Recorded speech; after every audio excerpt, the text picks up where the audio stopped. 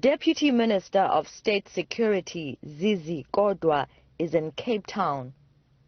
At the top of his agenda is to deal with the growing number of incidents where criminals have been forcing businesses to pay protection fees.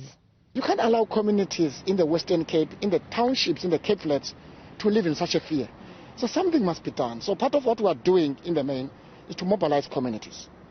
Communities already in Khayelitsha, they can tell you, when you meet taxi associations, churches and so on, they tell you whose son is doing what.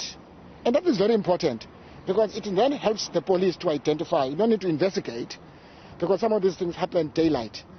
And we do send a strong message to the criminals, particularly, including their bosses who are drug lords, that enough is enough. Criminals have also been targeting people's homes in some of the townships.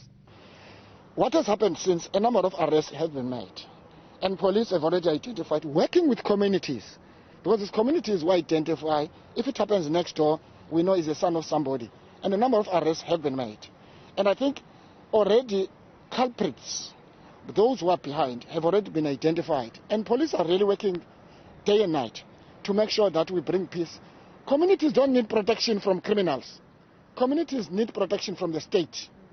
And therefore the state working side by side with communities. Police Minister Bheki Cele visited Cape Town last month and announced that a committee would be established to work specifically on this matter. It has gone beyond just businesses, whether formal or informal. They've not gone to ordinary, your house. You're not in business. The fact that you leave the house and go to work during the day, they come to you and say, we'll protect your house. That is criminality of the highest proportions. And that is why it must be unacceptable. And we are we commend the communities of Khayelitsha. Not so long ago, there was another meeting, few days ago, there was another meeting of community structures. There's a lot of consultation that is going on in the township, because it's important to unify under one umbrella of community structures. And I must commend them that non-political, political and everybody else, particularly religious leaders, are playing an important role to organize and unite everybody. Business owners had been complaining about extortion, which has also reached the Cape Flats and the townships. Western Cape Police say weekly operational assessment sessions at hotspot communities is part of their interventions to crack down on the criminals who are fueling this growing issue.